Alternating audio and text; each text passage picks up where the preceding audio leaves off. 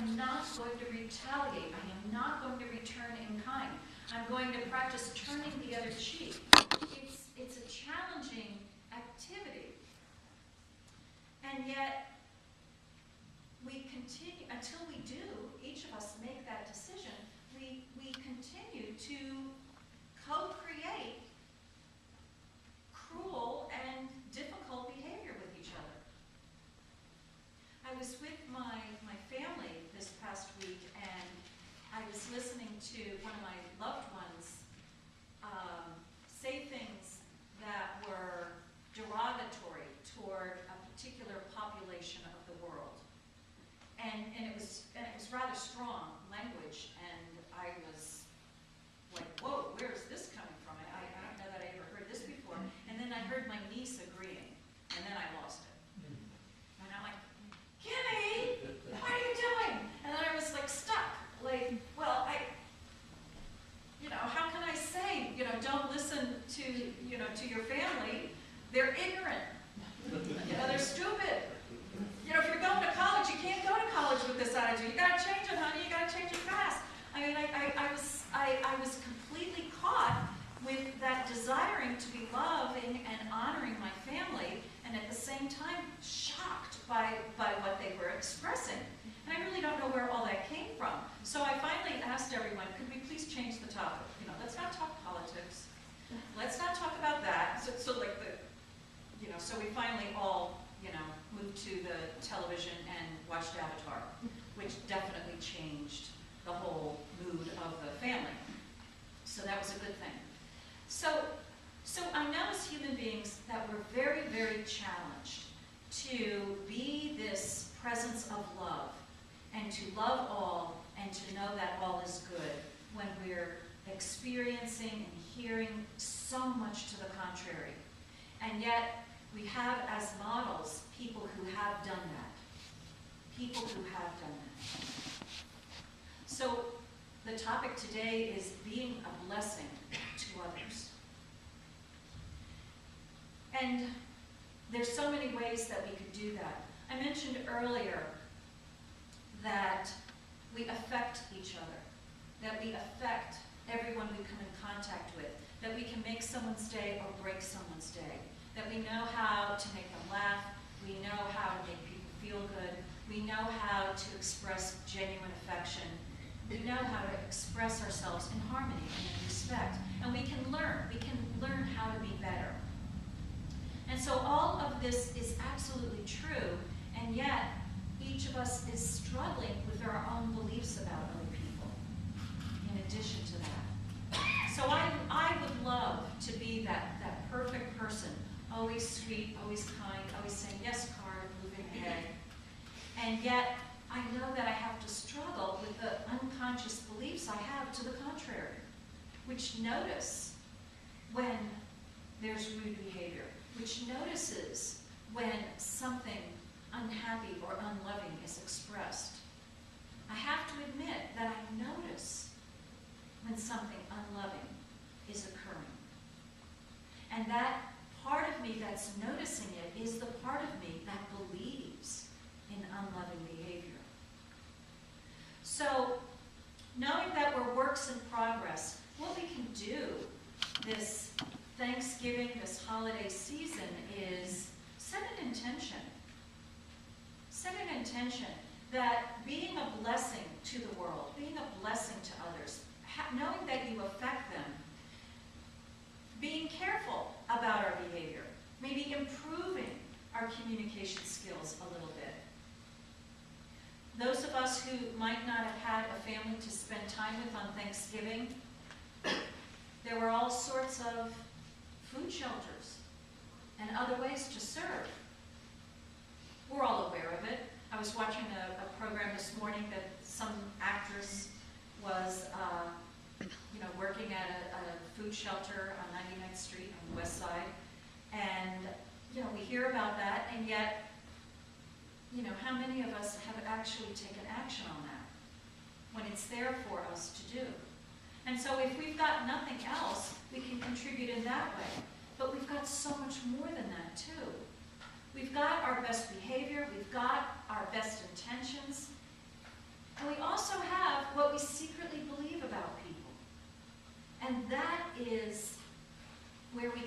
our spiritual work.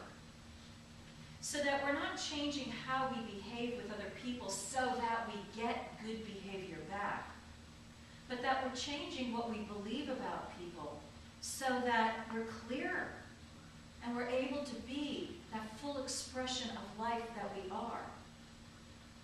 And that it doesn't matter how other people respond. That we're the clear channels of love. It's an interesting question. Would you rather be loved, or would you rather be loving? Would you rather be loved, or would you rather be loving? Now, I'll admit, most of my life, I would rather be loved. No one asked me that question in such a direct way, but I felt like I was unloved. No one loved me. And when I felt and believed that I wasn't loved, what I wanted more than anything else was to be loved, to feel love. And yet, no matter how much people claimed they loved me, because, I mean, even though I felt I was unloved, there were people saying, I love you, I love you, I love you. And what I would say is back is, yeah, right. I don't believe a word you're saying. I don't feel like you love me. But that feeling of love is something that's generated within us. We can't get that feeling of love from how people are treating us or from how much other people love us. We get that feeling of love when we are loving. We only get the feeling of love when we are giving love, when we are distributing the love that we are. You can take any situation, every single pity party that I've ever given for myself, as soon as I see a need in the world and respond to it, my pity party is over. It's like another person emerged. And I feel better about myself. We actually realize and experience that we feel better about ourselves when we are giving, when we are caring about another, when we see someone having trouble. I shared with you this story when I was living in Manhattan a long time ago. There was one weekend, one Friday night, when there was a lot of panic in the city. And everybody was leaving town on Friday night. And I worked all the way down on Wall Street, and I had to get back to the Upper East Side where I lived. And I'm a good religious scientist at this point. And for some reason, I felt fearful. I was in panic, and I was like, my intelligent mind was like, this is crazy, nothing's going to hurt you, you can get home. And yet I felt the panic that the human race was feeling. And so I did a spiritual mind treatment. I did a prayer that God is with me and that I am safe and I'm able to move everywhere on this planet, include everywhere in the city, in the subway, and on the streets, and I'm completely safe because God is with me the whole way. And I did that treatment, really good treatment, and I was still afraid. I was still afraid to leave my office. And you know, I had a choice. I could have spent the whole weekend there and in the office, or go home, even though I felt afraid. And so I went home. I was feeling afraid in the subway. I was feeling afraid on the streets. I was walking, and I got a block and a half away from my home. And there on the corner was another woman, scared to death. And she said to me, she chose me out of the few people that were there, because, I mean, what you mostly saw were all the cars leaving town. It was the weirdest thing. And she turned to me and she said, I'm so scared, I cannot cross the street. Can you help me? And I said, yes, absolutely. I can help you cross the street. And I took her arm. I mean, this was not an older woman. This was, you know, a normal, healthy woman, as healthy and normal looking as I might have appeared. But she was feeling that panic. And I helped her across the street. She got to the other side. She thanked me. We parted. And I was free. In giving to her, I was set free. So when I was just thinking about myself and my own skin, oh, there's going to be riots, I'm going to scare her, I'm going to get a brick thrown at me. You know, now, none of that was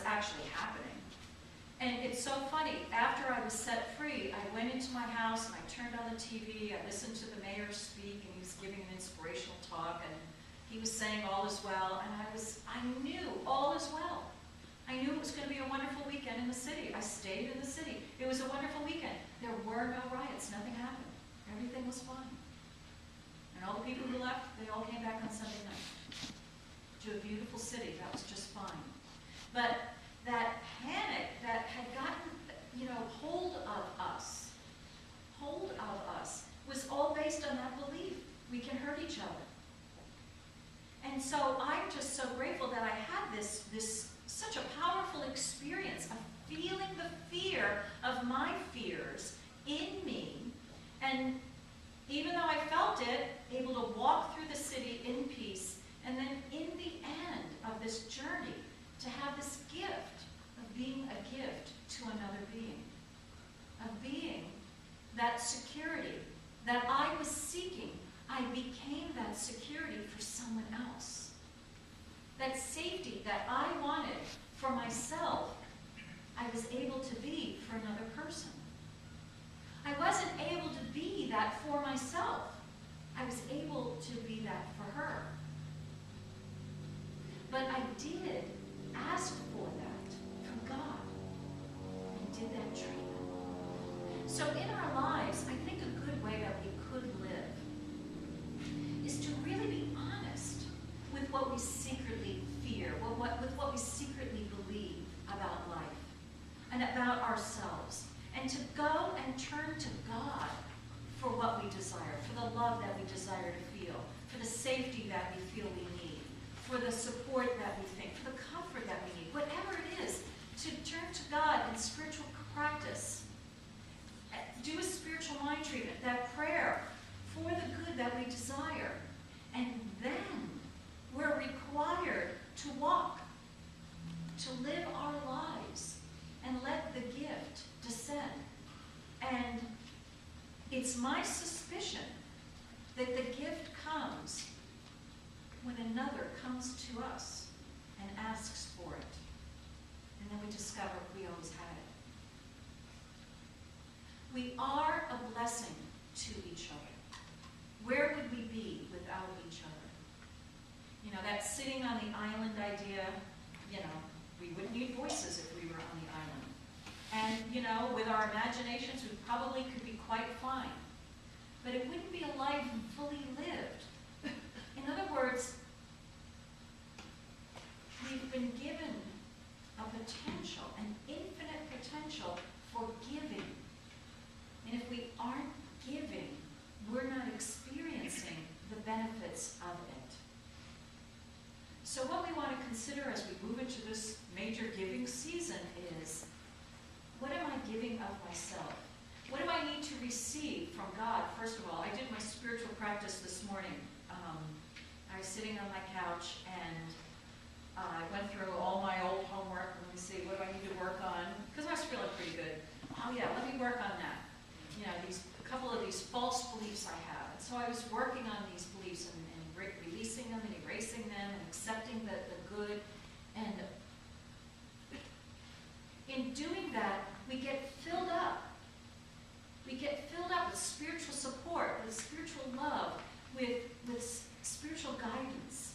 And then, in order to reap all of this good that we're filled up with, we have to walk out there in the world. Walk in the world and interact with people. In this treatment that I've given for this month, I love that it came to me to be grateful for having something to do each day. Because having something to do makes us leave our homes and interact. And when we interact, we discover the givingness that we have inside. And we become more fully alive. We're not fully alive if it's just me, myself, and I. We're fully alive when we're sharing with each other. And this is life's circulation. Life is circulating, perfect, whole, and complete. Circulating love, circulating money, circulating joy.